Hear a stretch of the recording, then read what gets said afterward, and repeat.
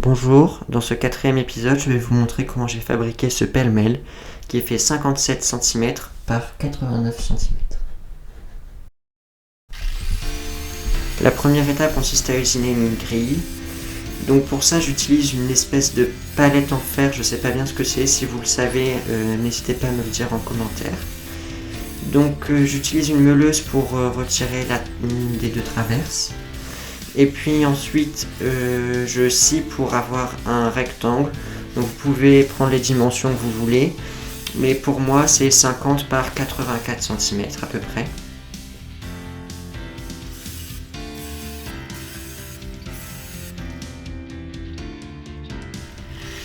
Ensuite, je meule les bouts des tiges pour que ça ne coupe pas.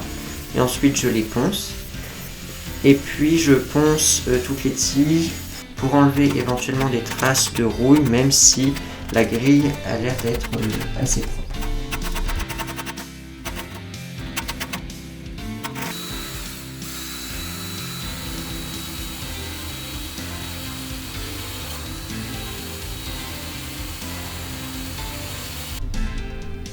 La deuxième étape consiste à peindre la grille.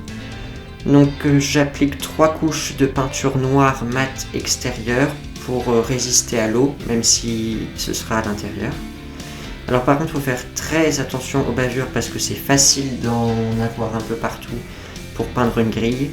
Donc pour ça, je repasse après avoir peint sur toute la grille pour enlever une éventuelle bavure. Ensuite, je coupe des lettres pour faire une petite citation, donc ça c'est absolument facultatif, que je fais dans une planche de MDF de 3 mm d'épaisseur avec une scie à chantourner.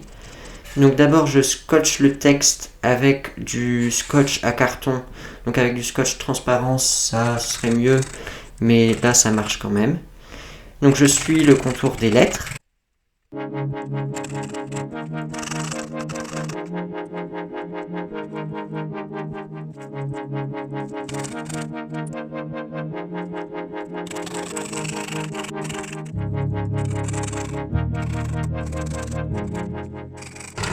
Pour les points des i, comme c'est extrêmement difficile à faire, je le fais avec des forêts à bouchonner.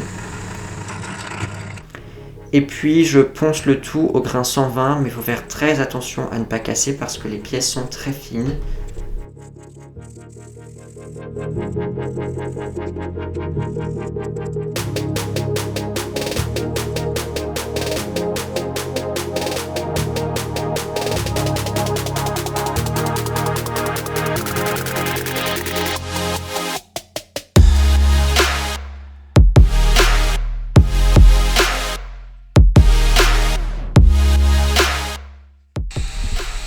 Quatrièmement, donc j'usine le cadre. Je coupe d'abord dans la longueur pour avoir une longue planche qui fait 6 cm de large et 3 mètres de long. Je ponce au grain 80 et 120.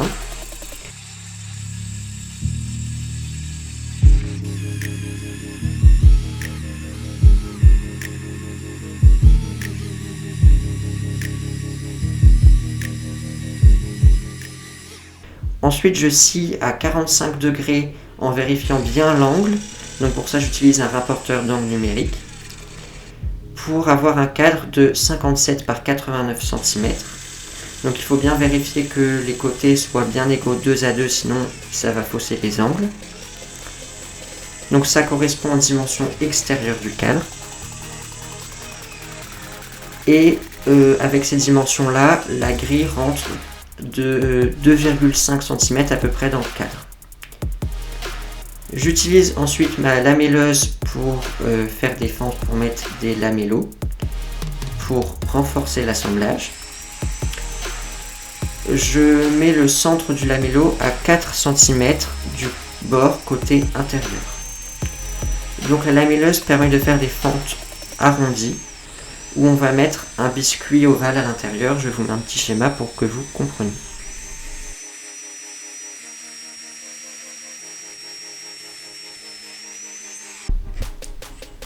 Ensuite, je fais les trous pour placer la grille. Donc je repère les trous en posant la grille sur le cadre et je fais des petits traits au crayon gris. Je centre les barres verticales, mais comme les barres verticales et horizontales se chevauchent, il faut légèrement décentrer les trous des barres verticales. Et je perce sur 2,7-2,8 cm d'épaisseur pour avoir un petit peu de neuf. Je fais ça à la perceuse à colonne pour avoir des trous bien verticaux.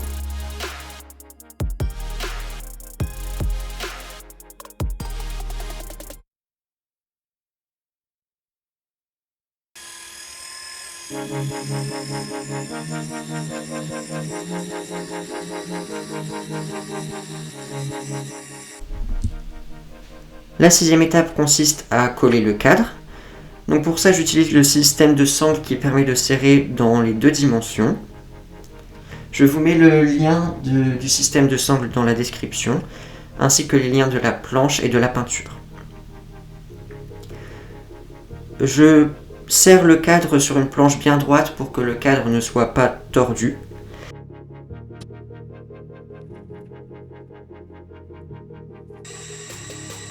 Et une fois que la colle est sèche, je ponce au grain 120 et 180.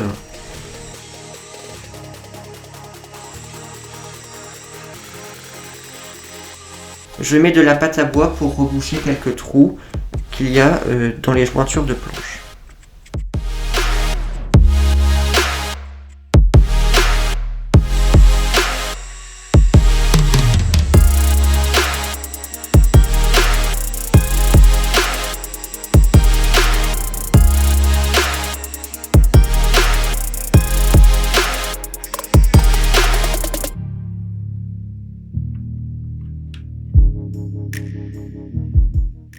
La septième étape consiste à coller les lettres. Je mets le début de la citation en haut à gauche et la fin en bas à droite. Il faut faire attention à ne pas mettre trop de colle pour pas que ça bave, mais suffisamment pour que ça tienne bien. Donc pour ça, j'applique un très léger film de colle sur l'ensemble du dos de la pièce. Je les dispose avant pour savoir à peu près bien les placer. Puis je les colle en exerçant une pression dessus pendant 5-10 secondes environ. Ensuite, je huile l'ensemble du cadre. Donc j'utilise toujours de l'huile pour parquet parce que ça permet de protéger contre l'eau. Et c'est une huile qui est transparente, mais qui permet quand même de ressortir les veines du bois. Donc je fais ça dans un endroit sec où il n'y a pas trop de soleil. Je applique 2 couches d'huile sur l'ensemble pièce cadre. Donc j'utilise un petit pinceau pour les recoins au niveau de la citation. Je mets qu'une seule couche sur l'arrière parce qu'il n'a pas besoin d'être particulièrement protégé. Et je passe un léger coup de ponçage au grain 180 entre les 2 couches. Ce qui permet que la deuxième couche adhère mieux et d'avoir un fini plus lisse. La 9e étape, qui est tout aussi facultative que la citation, je fais un petit cadre en faisant une impression sur journal. Donc pour ça, il me faut une base. J'utilise une feuille de journal pleine. Je déchire des feuilles de journal en enlevant tout ce qui est photo, tous des petits textes que je ne souhaite pas avoir, comme par exemple un endroit où il serait écrit loto en grand. Et je déchire des petits morceaux qui font à peu près 2-3 cm par 2-3 cm. Ensuite, je colle tout ça à la colle vinylique. Donc je mets de la colle en dessous et au-dessus de chaque petit morceau de journal. Ensuite, je coupe la feuille avec un massicot parce que la feuille de journal est plus grande qu'une feuille A4. Mais je la mets un peu moins large qu'une feuille A4 pour éviter que ça bourre dans l'imprimante. Pour l'impression, j'utilise un motif en noir et blanc parce que imprimer en couleur, ça fera pas très joli. Donc c'est une amie qui m'a fait le dessin. Je vous mets le lien de son compte Instagram en description si ça vous intéresse. Donc finalement, on fait le petit cadre du journal décoratif. Donc pour ça, j'utilise 4 petites lamelles qui font 3 cm de plus que la largeur du journal pour dépasser de 1,5 cm de chaque côté, qui fait 7-8 mm de large et 2 mm d'épaisseur. Ensuite, je colle en coinçant le journal entre deux lamelles. Donc j'en mets 2 en haut, 2 en bas. J'utilise de la colle à bois et je mets le bord du journal à peu près au milieu de la largeur de la lamelle. Une fois que la colle est sèche, je ponce et je perce 2 trous en haut du cadre qui sont sur le côté du journal, pas au niveau du journal. Et je fais une fente d'un côté pour pouvoir passer la corde derrière le barreau, puis le coincer dans la fente. Et je fais donc un nœud coulissant pour pouvoir bien fermer la corde dans la fente. Je mets 2 couches d'huile pour parquet sur le cadre et sur le journal pour le protéger d'éventuelles éclaboussures.